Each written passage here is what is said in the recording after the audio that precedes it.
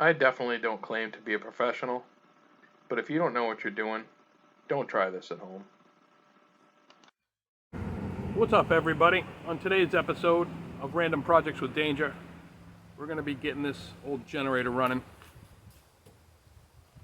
Somebody had tossed that. It was in the junk pile on the side of the road. I drove by it, I don't know, a couple days. And finally I said, let's make a YouTube video. So here we go. One of the very first things I do before I even take a machine or decide if I'm going to work on it is pull it over. You can feel resistance on the rope. That means it has compression. Not full resistance, but it'll pull, and then it'll have a tough spot, and then it'll pull, and then it'll have a tough spot. That's compression.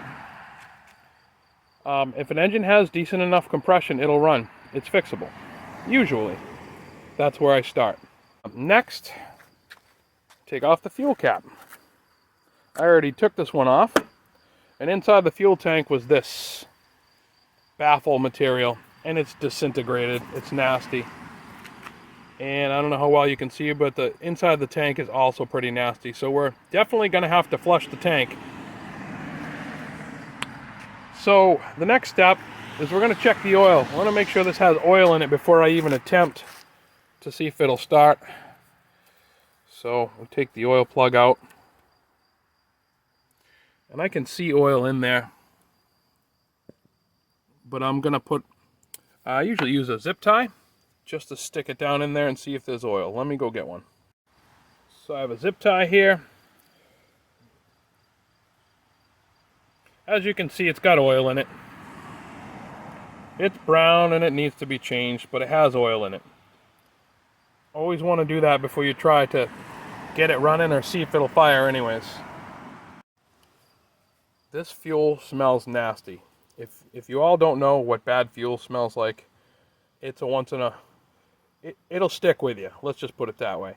This smells like nasty turpentine. So I'm going to drain all the fuel out because I can't take the fuel line off because it's got a carburetor that has a built-in fuel line. So I'm going to siphon the gas out of it. So when I do try to fire it up, it's not sucking any of the sludge or any of the nasty gas through. There's probably a 99% chance I'm going to have to take the carburetor apart anyways, but we don't want to suck anything else in there if we don't have to.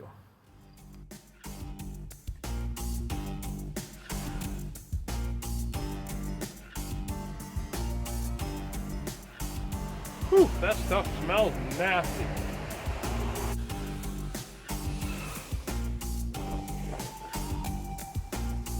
There is a lot of sludge in that tank. This tank has plastic baffles inside. Hopefully I'll be able to get it clean enough to reuse it. It looks to be in decent enough shape, but we're going to find out. Next we're going to take the air cleaner off the carburetor. These ones are 5/16.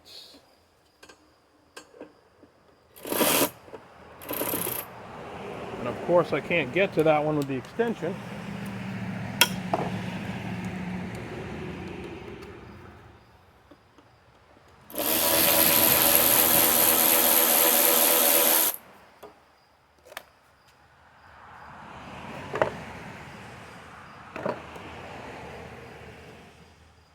This air cleaner actually looks like it's in really good shape.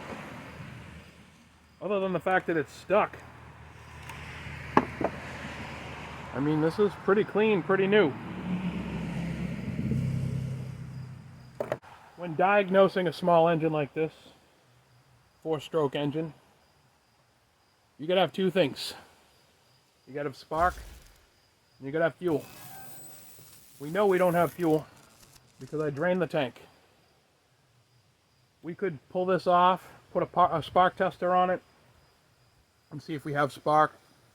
We could pull the plug out, pull the handle over, and see if it sparks that way. But one of the quickest and easiest ways to tell if an engine has spark is to hit it with some starting fluid in the carburetor and give it a pull. If it has spark, it'll attempt to fire up. So we make sure the switch is on. We'll give it a little juice and we'll see if it'll fire.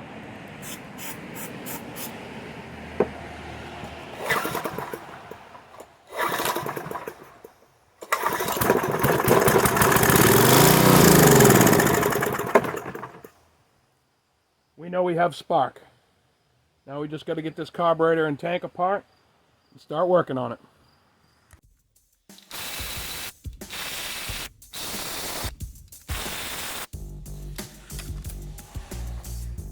This is all pretty nasty in here, so I'm gonna go get some brake clean and the blowgun. We're gonna clean it off before we disassemble it. It's also a good practice to cover up the carburetor, just so you don't get any extra stuff in there. So I'm gonna put the choke on, and I'm actually gonna put some masking tape over it as well, just so when we get to cleaning, the debris doesn't go into the carburetor.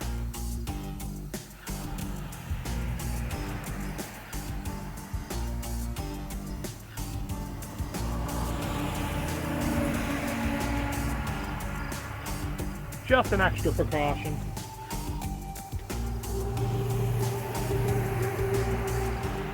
I like to use the non-chlorinated brake cleaner.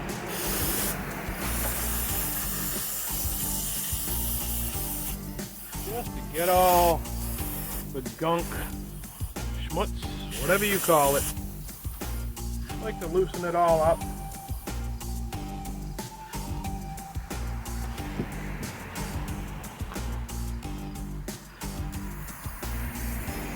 Then we take the blowgun.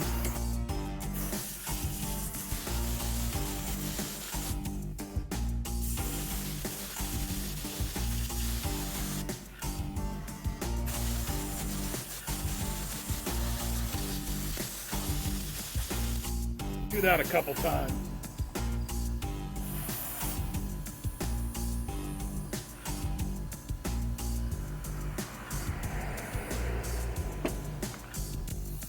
If you have one of these nylon brushes or an old toothbrush, that'll help. That'll help loosen all the crap up.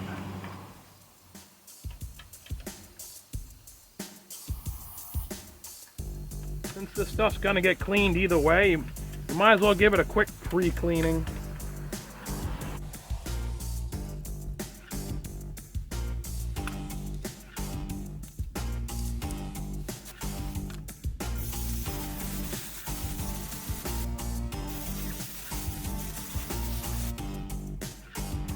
One thing you definitely want to do is either take pictures or take video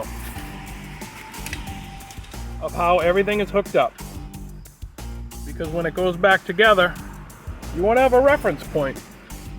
Because every single engine I've ever worked on is slightly different, and the linkages are always different. Different fasteners. These happen to be a Torx bit, so I'm gonna have to get out my Torx bit. That's maybe like a 10 millimeter over there, and we're gonna get this disassembled. What I like to do when I'm working on something, in this case I'm just using the air cleaner housing to hold the screws. Make sure you put them all in the same place, because you will lose some if you don't. I also like to put the sockets that I need in there as I go along. That way I don't have to keep putting them back and finding them again. At least they're all right in one spot.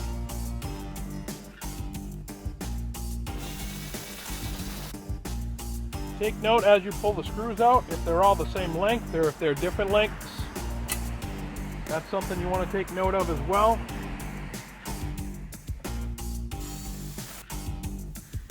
I usually like to keep a pair of needle nose handy for reaching the screws that we take out. It's easier to get to. And again, I'm taking note, these are both the same length, same exact screw.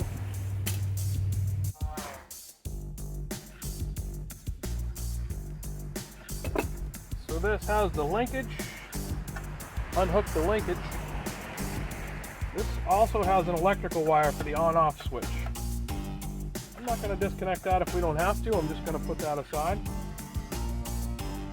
But again, make sure when you take these linkages off, you have an idea of how they go back together.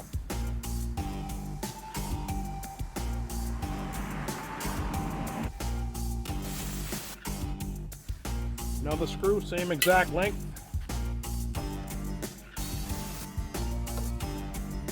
Gonna take note that this had a clamp on it. Looks to be just some kind of a breather tube. It wasn't hooked in at the other end, but it needs to be hooked in. I can see where it goes.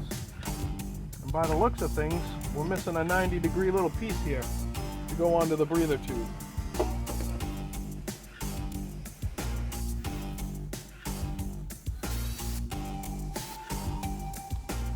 This one, longer than the rest, goes through the carburetor before it goes into the tank.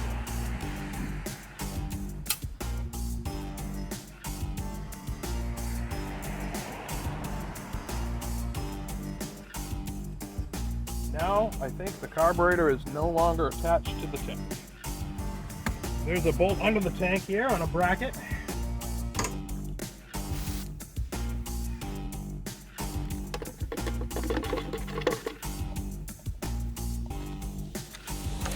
Okay, we got the tank loose,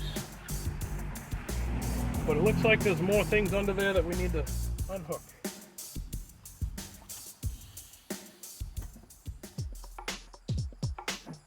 Okay, there's a spring and a wire. Let's see if we can't get that spring unhooked.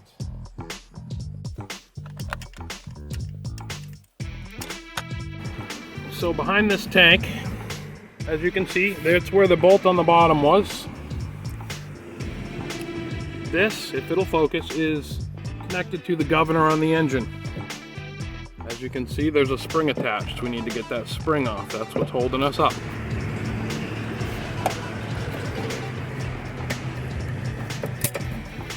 And now the spring is off and the tank is loose. Again, take pictures and video so you remember where that spring went. There is one wire connection back there. You can kind of see that I need to undo on the front here. That nut. And then this tank should come free.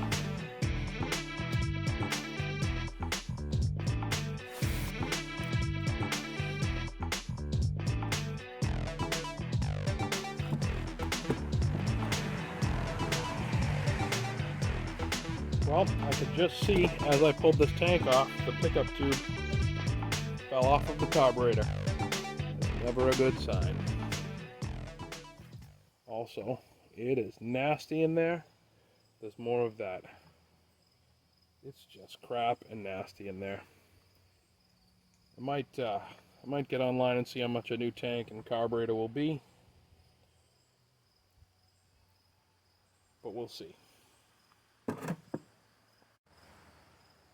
Just took the long needle nose down inside the tank here, and I was able to pull out that tube. That goes right on the end here. It's rotted off.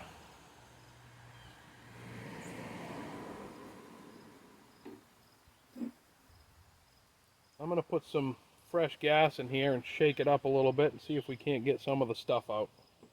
I don't know. This looks pretty nasty.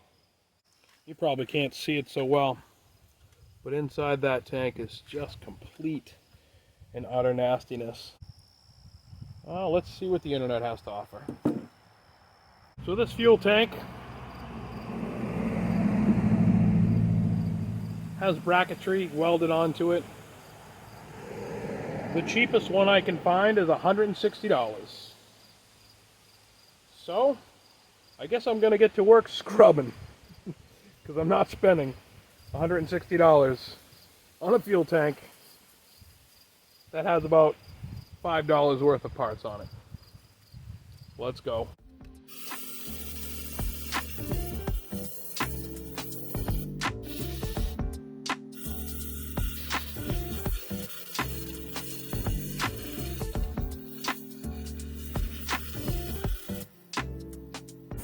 Nasty. This is what's left of the carburetor gasket. I'm going to try and scrape it off and save it. I'm sure I can get a new one, but if not, I can always make one. Grab the other piece and trace this out on some gasket material and I can make a new one. If you're watching this and you haven't run your small engine in a while, for the love of God, go drain the gas out of it.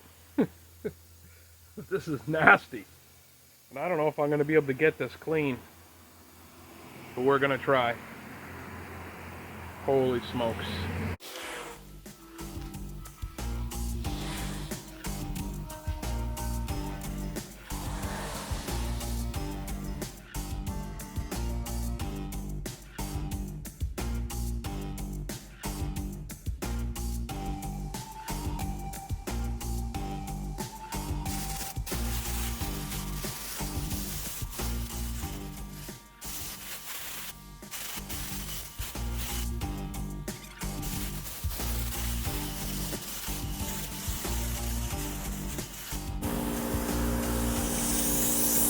Getting better.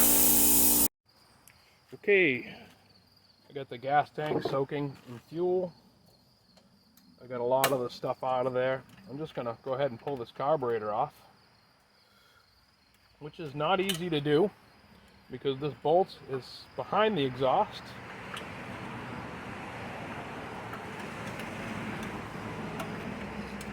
Proving to be a little bit of a challenge to get in there.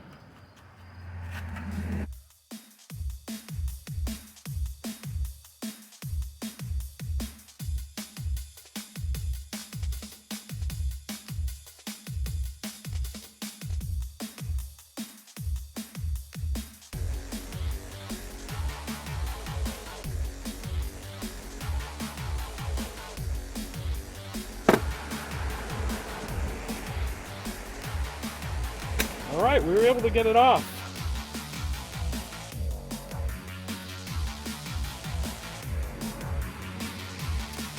Yeah, this fill tube, suction tube, whatever you want to call it, it's pretty rotted.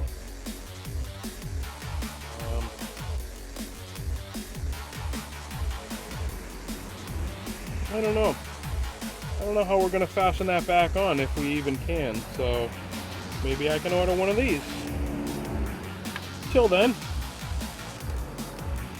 I'm going to scrape off the rest of this gasket.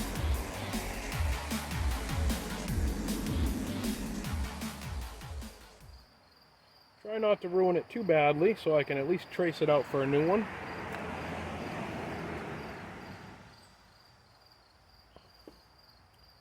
When it comes to cleaning carburetors, they make this in carburetor cleaner. I like to hit it with brake cleaner first. Taking a piece of 120 grit sandpaper, 180, sorry, just to clean up this feed tube.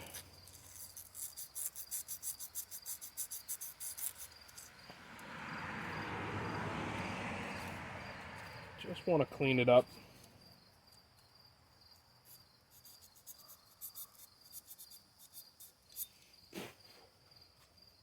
All right, I'm going to take the screws off this side cover and see what's underneath there.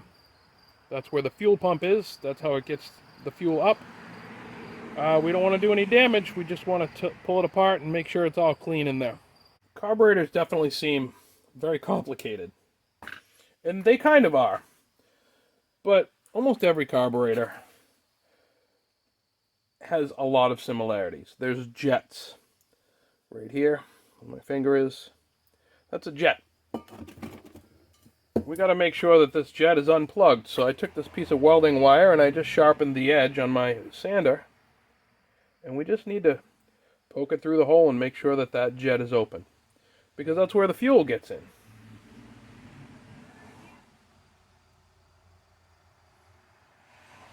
You do that.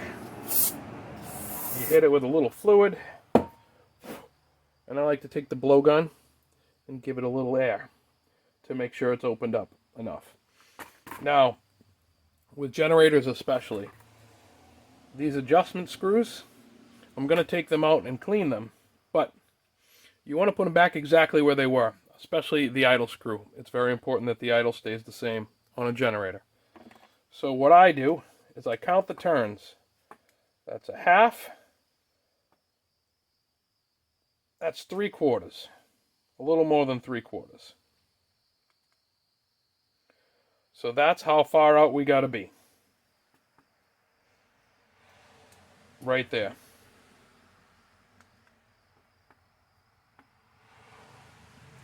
Yeah. Right there. When we put this back in, that's where we need to be.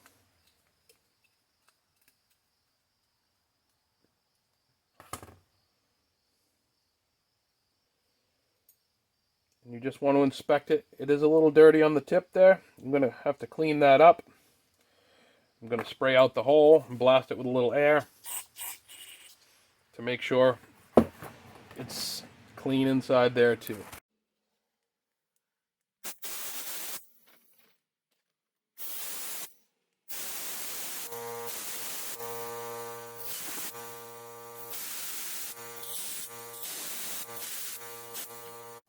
To clean the tip of this, little 40 steel wolf, the very, very fine stuff. And we just want to clean it. Just get all the stuff off it. The very end is the most important part. That's where it seats, so we're just going to get that as clean as possible.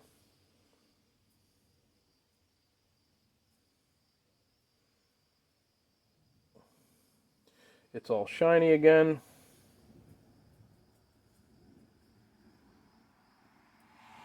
Good, good. Now be careful when you tighten these down. Kind of like I was showing you.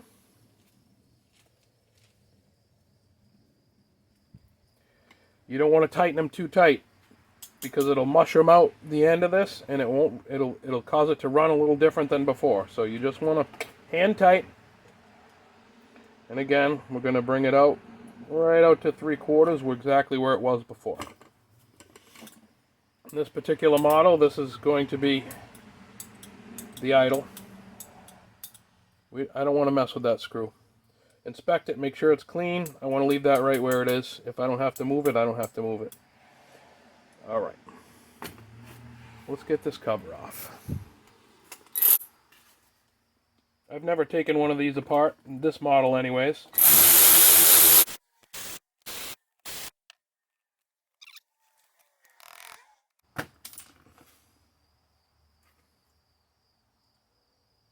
Nice and easy. We don't want to damage anything behind here if we don't have to.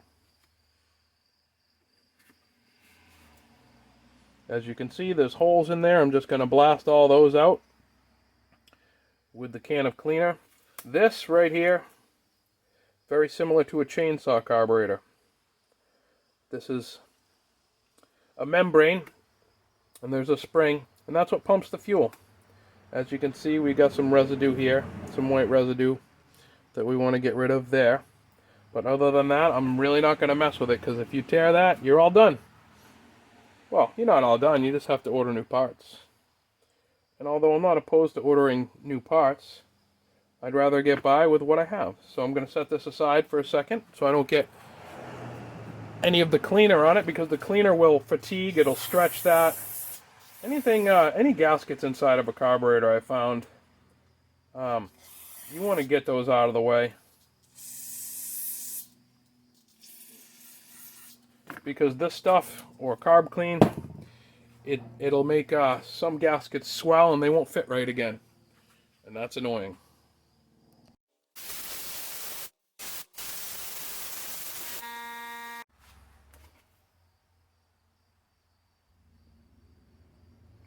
Going to clean this up just a little bit. I did spray a little bit of the brake clean on here. Again, not trying to mess anything up, just if there's anything. There we go.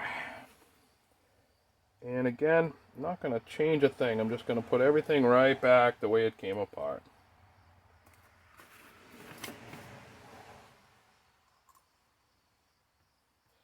And this style carburetor doesn't have a bowl because it sits right in the fuel tank. The good thing about when these sit too long is that there is no fuel in the bowl and it doesn't plug up the carburetor as bad. The bad thing is that these tubes corrode and the plastic gets weak, and the pickup tube will fall off. When I tighten up screws, I like to do an X pattern.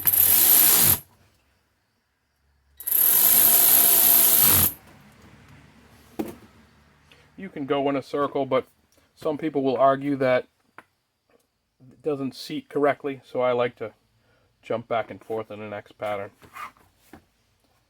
And that's about it. We got to clean the rest of this gasket off and get back to the fuel tank. I'm just going to take some of the steel wool here, get the rest of this gasket material off.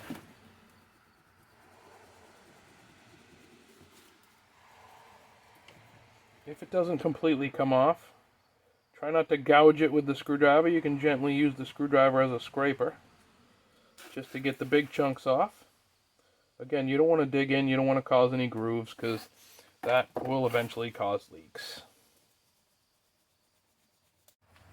Here's the two pieces of the gasket that I took off the carburetor. I'm going to line them back up the best that I can with my eyeball. And then I'm going to trace them onto this piece of paper and cut it out. Then I'm going to see how it works on the carburetor. And if it fits good, I'll trace that onto some gasket material and make a new gasket.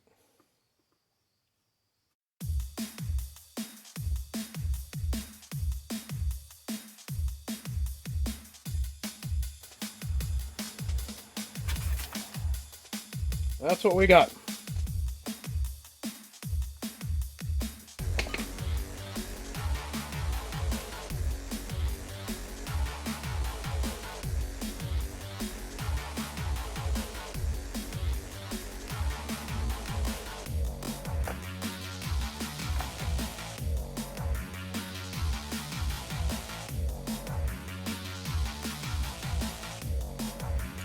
This is why I make a paper one first. I need to cut out a little bit more in this corner. The whole thing needs to rotate just a little bit. And that's what's stopping it right there.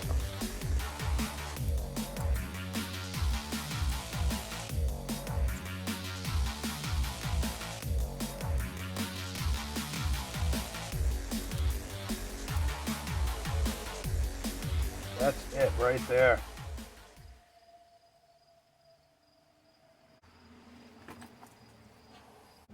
You can get this gasket material at most auto parts stores.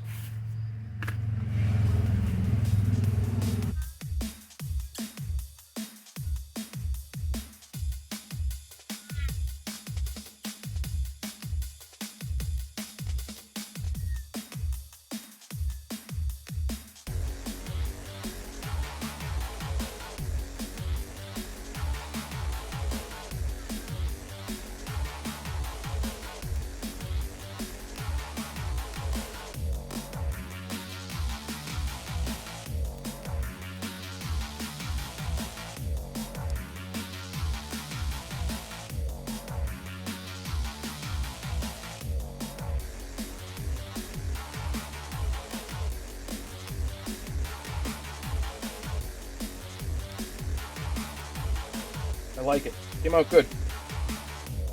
It's almost exactly perfect. Of course, it's not perfect, but it's going to work. Awesome. So I was able to find a new pickup tube. I had this old carburetor laying around from a previous project. And it's even got this elbow on here, which I think we're going to end up using. Perfect. So the pickup tube looks to be about the same length. If I can get this out of here without breaking it, I think we'll be in good shape.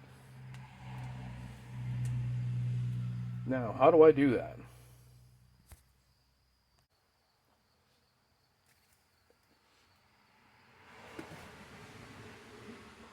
It looks like I broke the metal that it was holding on to, but that's all right. I think I'm going to put a drill in here and drill it out. Stick that on there. We're good to go.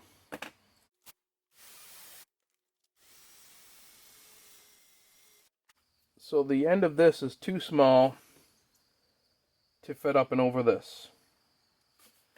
So we're going to use a heat gun and an awl. Hopefully we'll get it big enough.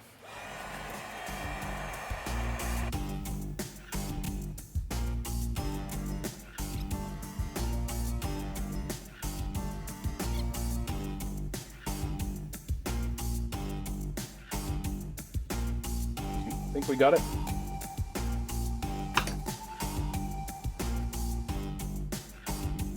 Got a nice tight fit on there. It's good. That's what I was looking for.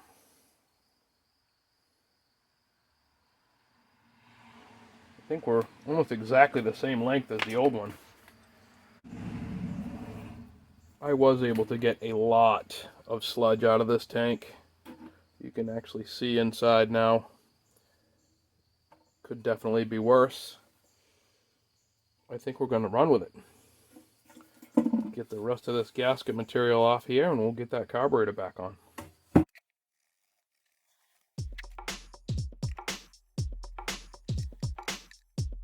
That's going to work just fine.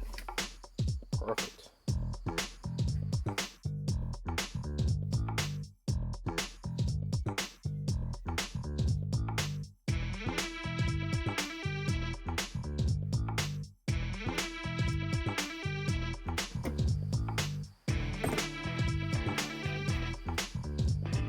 These bolts are really rusty. I'm going to go hit them on the wire wheel just so we don't add rust to the tank when we put them back in. Just hit these up on the wire wheel. Takes the rust off and it cleans out the threads. They're in pretty rough shape, but they should do.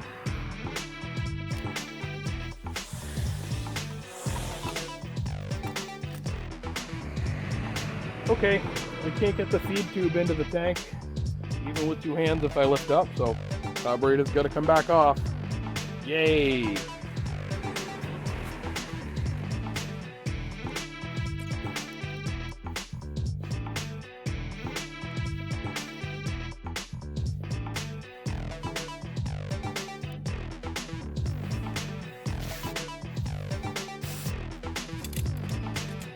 I never tighten the screws up completely until they're all started and seated in. Just because if they're not, a lot of times you have to loosen them. And that's a pain in the butt.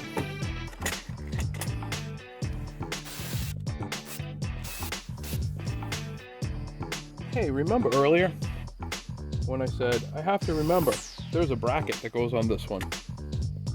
You know, right there. Yeah, I didn't remember that. So here it comes out.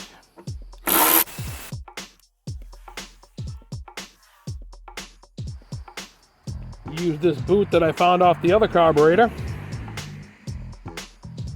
Actually fits up pretty nicely.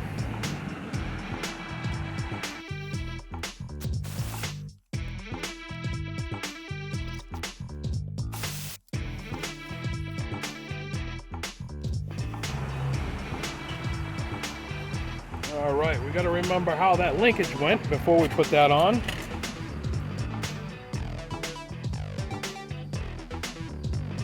Might have to refer back to the videos on that one, because I don't remember.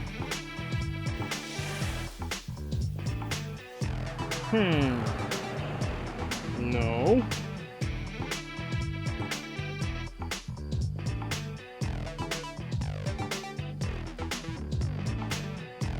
Doesn't seem to go there.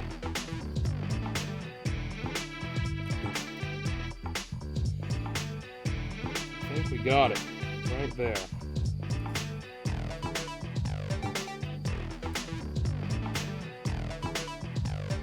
But we gotta take these out to get there.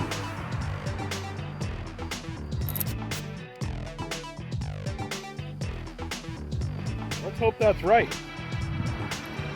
I haven't reviewed the footage yet, so I'm not sure if that's really the way it goes, but we're going to try.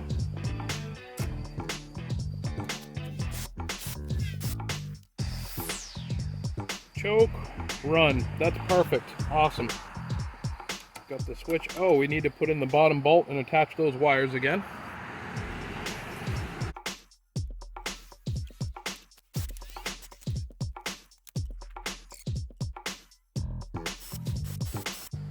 Really handy having one of these electric ratchets, I'll tell you that.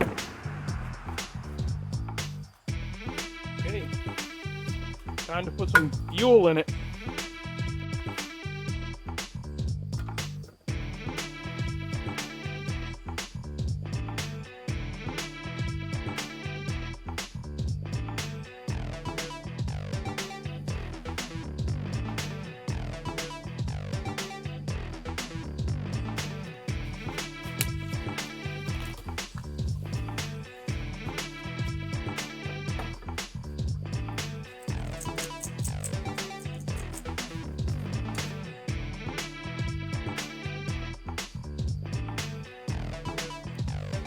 Well, what do you think?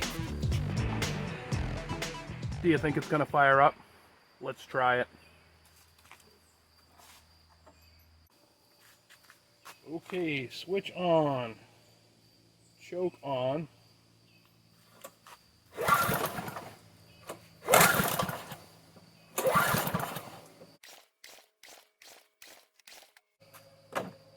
Nope. See if it'll fire up with a little help.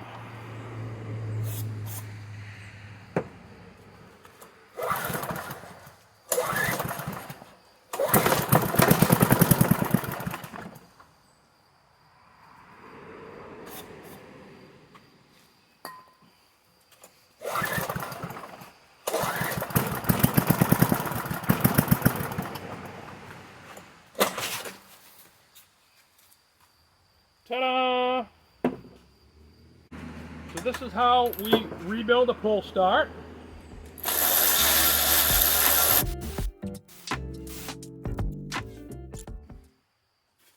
What I like to do with a snapped rope is cry. Just kidding. What I like to do with a snapped rope, see how this recoils? I like to uncoil it, and then once it's uncoiled, I'll stick a screwdriver or an awl in there to hold it in place so it keeps its place. For every foot of line, for every foot of rope I should say, you calculate about 1 full rotation, give or take. They're all a little bit different, but that's a good rule of thumb. So I believe this is going to be about 6 feet. So we're going to do 6 rotations and then pin it. I lied. We're going to do 7 rotations. I like to do 1 extra just to make sure that the handle recoils all the way. So I find where the rope is, that's where it's knotted at the end. And we're just going to pull it out. That's 1 rotation, 2. I'm going to need 2 hands for this.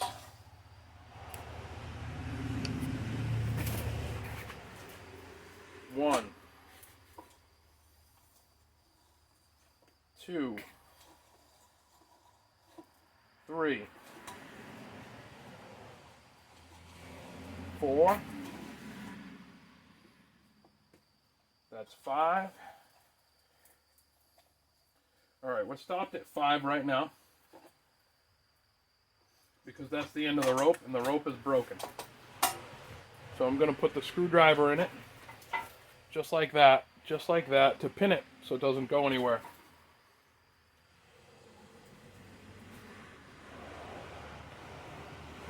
Then we can pull this rope out.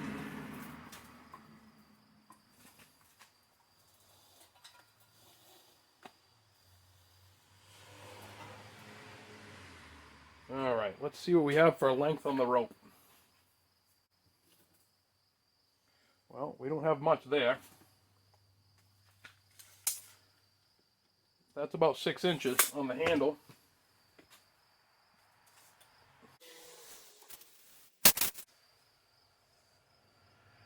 We have 80 inches, not quite 7 feet. So like I said, 1 rotation per foot. We're already at 5 rotations.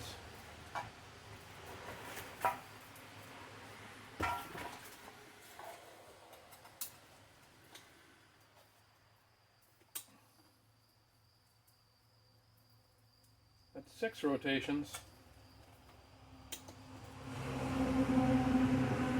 right there is 7 rotations. We're going to pin it at 7 rotations. But where the knot came through and tied through, in this little hole right here, you want to line that up with this hole, because you're going to feed the rope through, you're going to fish it through there, and you're going to tie a knot. Not the easiest thing to do, but it's totally doable. I happen to have a roll of starter cord here. Just came off the shelf.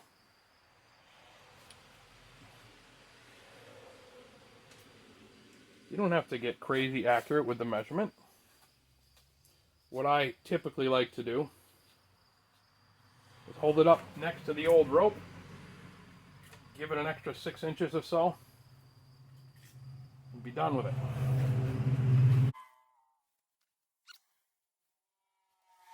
Okay, there's the broken piece. There's about almost a foot extra there. That should be plenty. That's where I'm going to cut the rope.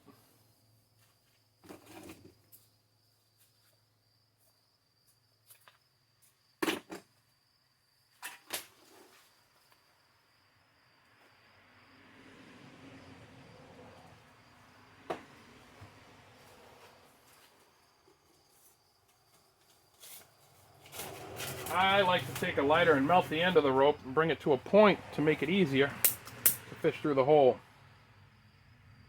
This stuff gets pretty warm.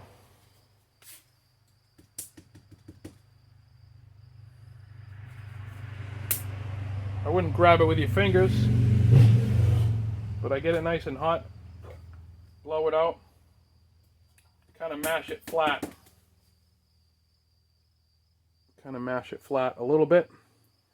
Then I'll take the scissors, trim it to a point.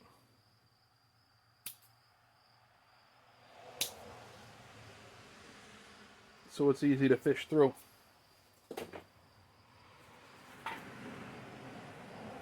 Through the outside first. And this is the toughest part. Once you get it through the outside, you can see it right there. But we got to get it through the wheel in there into this little hole. Can't really see it, of course.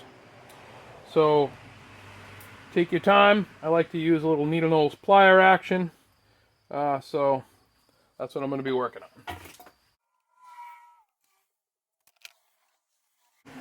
on. Got it. It wasn't that bad.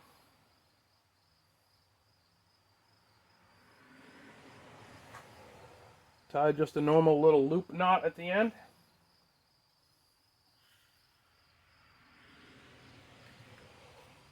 Pull it tight. I like to cut the excess off and melt it.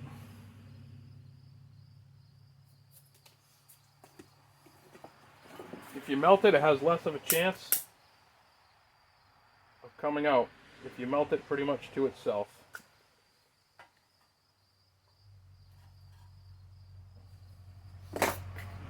That's it.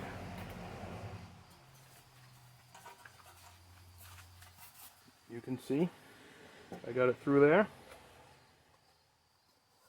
The knot's not going to allow it to come out. That's it.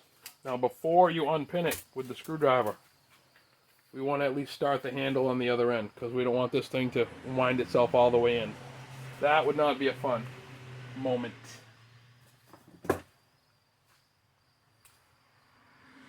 All of these handles are a little different. This one just pops out. As you can see, the rope feeds through it with another knot. So we take this part off, slide the rope through it immediately so you don't forget it.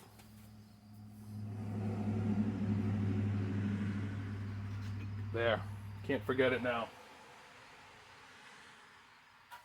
Again, just for good measure, I'm going to melt the end. Bring it to a point.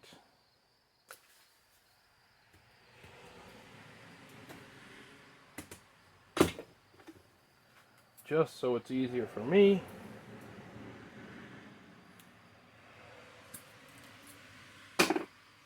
Again, nice little point.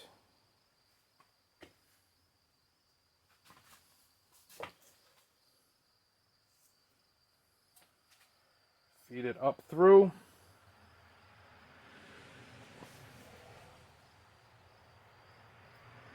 put a knot in it, just like the other side.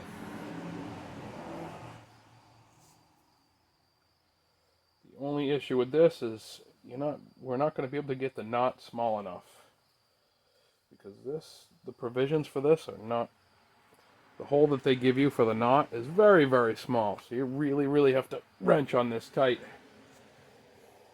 And even then it's going to be,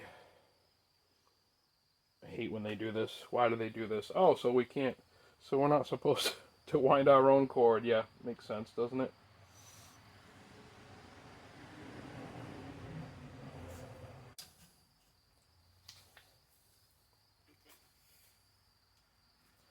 That's supposed to go in there.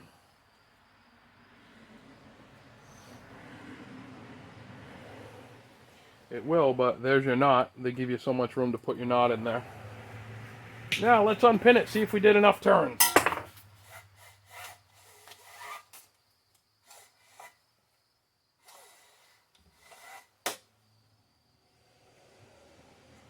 What's up with that? So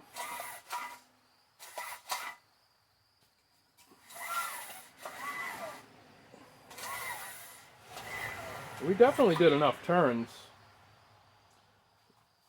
but the rope is getting caught up in here. I don't really know why.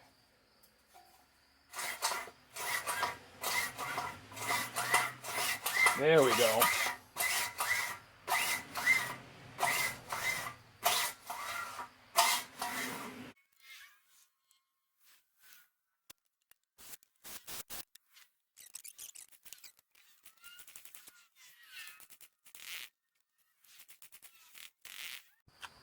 So for whatever reason, this thing won't run on its own fuel. It'll only run when I'm spraying starting fluid in it.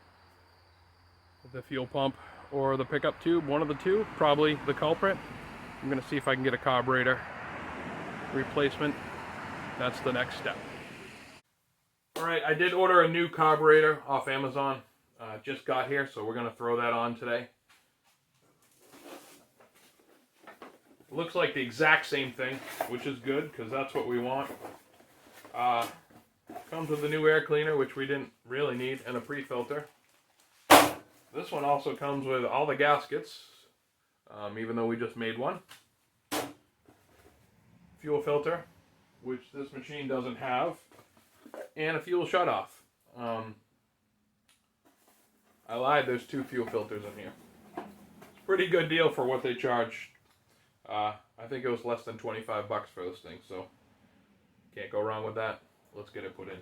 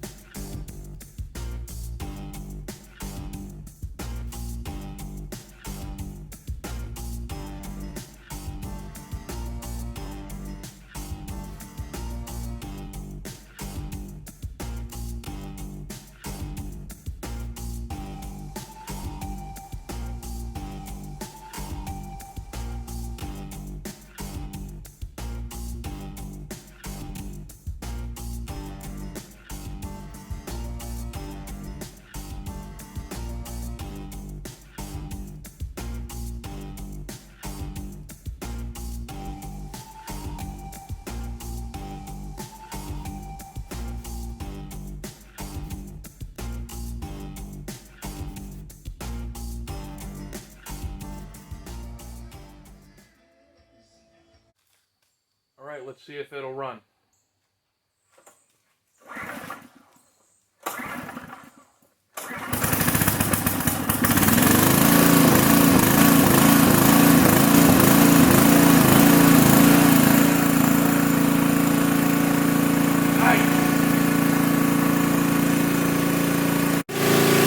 As you can see, it's running good. I'm going to go plug my electric drill into it and see if it'll spin up.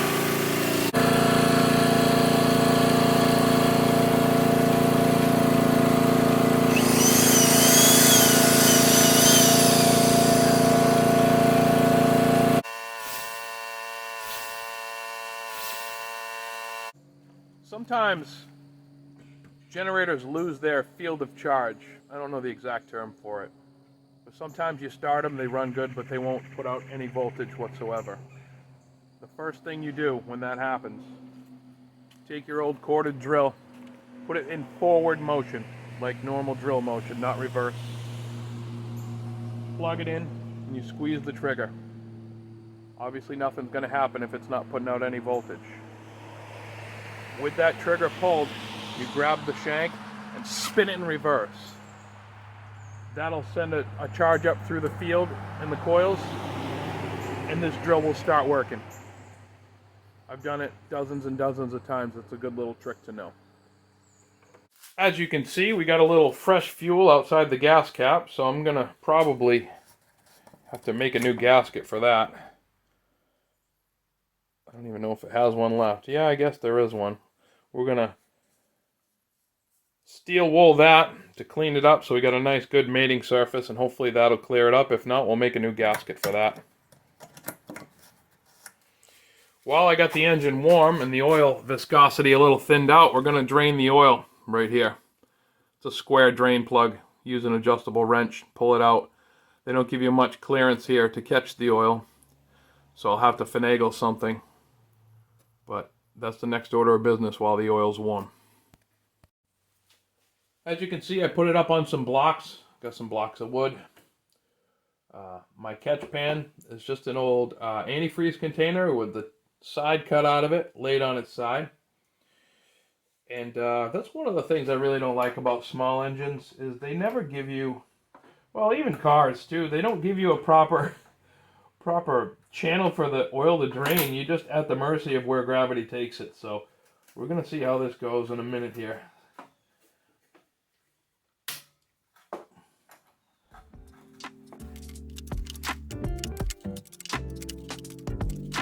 What I like to do is take the filler cap off as well. That allows air to get in the top while the oil's draining out the bottom. Let's hope it doesn't make too much of a mess. No, it's going pretty good.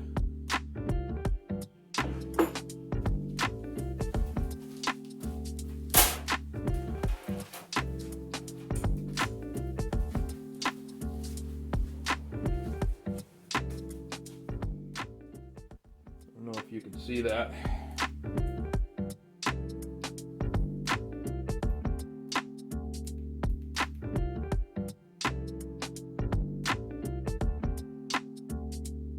That's all. It doesn't take much. I think most of these take about 3/4 of a quart of oil.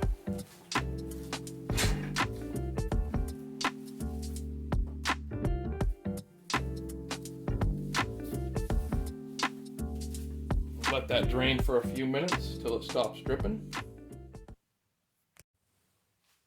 It's all done draining. Pretty much all done dripping. Carefully thread this back in. Try not to drop the plug in the oil pan, because that's no fun. Ask me how I know that.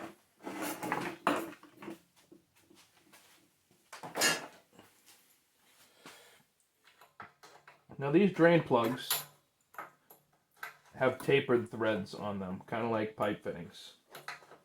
So you want to tighten it up, but you don't really need to go overkill. As long as it's pretty snug, it shouldn't leak. And if it does happen to leak a little bit, you just give it another bit of a turn in.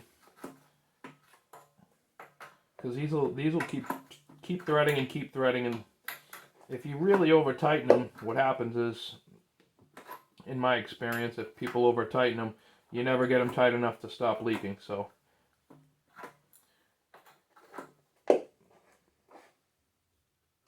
that should be good enough. I'm just using a small wrench. If you put a big wrench on there, you probably will over tighten it. I made this handy dandy funnel. I cut a little funnel in half, and I put this, well, it was a 90, but I cut most of it off, so when I put this in the engine, it stands up perfectly. You can dump the oil straight down in, and it goes down in. Let's grab some oil. So again, I could probably look up the specs and see how much oil this is going to take. By what I see in the pan, it's definitely not anywhere near a quart. It's probably 3/4 of a quart. So the good news on these, there's no dipstick. So you just basically fill it out until it comes trickling out the overflow there, as long as you're on a level surface. As long as you're on a level surface, you can tell when it's full.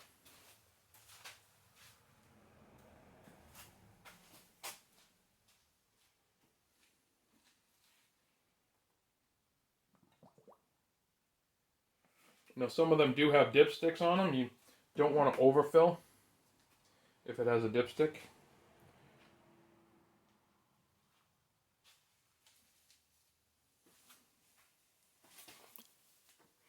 And by dipstick, I mean there'll be a little dipstick attached to this drain plug. And you fill it up to whatever's marked on the dipstick. But I can already see down the bottom here that it's dripping out. So as soon as I pull this funnel out, she's probably going to come gushing. Yep. So I'm just going to let that, again, settle and stop dripping. I did put a little too much in there, but that's alright. I don't know if you can see the oil trickling down right there. That's where it's running out of here and down. Alright, it's slowing down to a drip now. If I wanted to help it along, I could pull the engine rope once or twice. It'll maybe spew a little oil out of there. Sometimes it's too much.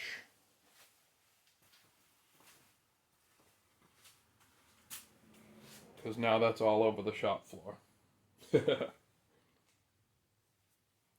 But that's it. It's definitely done dripping, and it's the perfect fill level.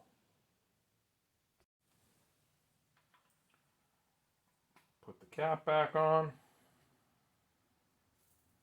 It's just plastic. Don't over tighten it. Just by hand.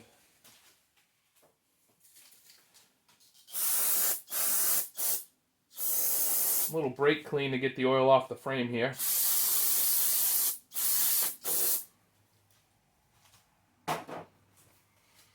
Because I'm about to grab my wire brush. Give this a brushing and then give it a coat of black paint. Because wherever this was, it was either sitting in water or it was sitting on moisture the whole time. And it's got some surface rust. So I'm going to give it a coat of black paint.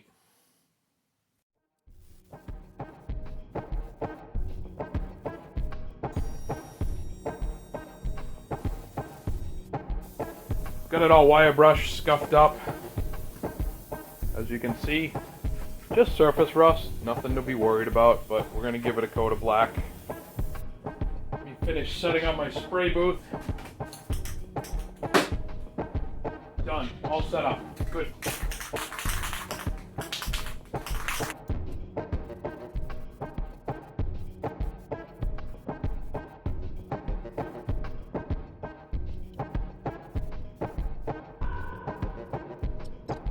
You can see where the oil stain was. I don't know if you can see that. The paint's not sticking there because it was still oil there. I didn't get all the oil off. Paint doesn't stick to oil, like my disco ball. The rim around this is fairly dirty. You can't see because of the shadows, I'm sure. But I want to clean that up.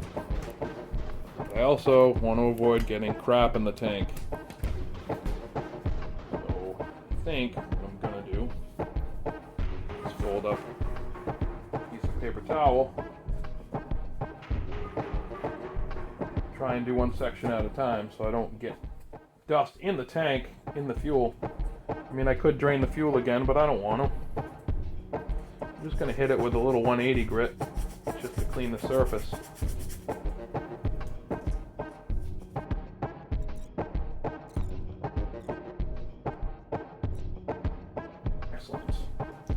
This does have a rubber gasket on it.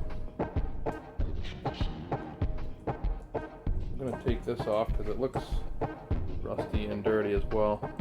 Just going to wipe that down with a little WD-40 and clean it. And clean this cap too. I never knew you could use WD-40 on things that are made of rubber. I watched a video one time of a guy who took his windshield wipers and just, they were chattery, and he just cleaned them with WD-40. It's not about the lubrication, more so about the cleaning of the rubber. Also, the WD-40 is it's a water displacement chemical. That's what the WD stands for. Water displacement, the 40th try, or the 40th formula. They just so happen to find out that it works awesome as a lubricant too. So if you coat your wiper blades with WD-40, it A, cleans them, and B, repels water, and it helps them operate better. So unless your wiper blades are completely ripped and you definitely need a new pair, try it out. This is pretty clean, I think. There were some rust flakes stuck to it. I think that's why it was leaking. Just gonna wipe the rest of this down real quick. Hit it with some brake clean.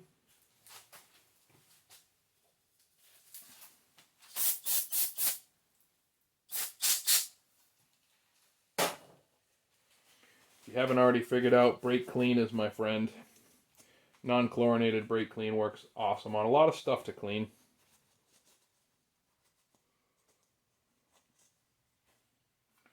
Alright, put this gasket back on. We'll wheel it back outside and start it up and see if it's leaking gas again. Hopefully we got it.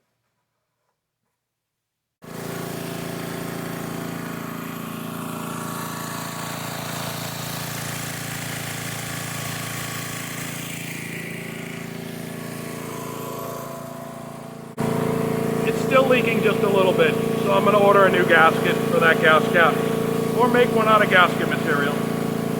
Well, another successful project. What did I learn? I learned that I can't always fix the carburetor, but I can try. If I had a rebuild kit, I probably could have fixed the one that was on there, but in all honesty, it was cheaper just to buy a new carburetor. This thing's working great. I don't know what I'm going to do with it yet, but who knows? I may keep it, I may sell it. Either way, I hope you learned something, and thanks for watching.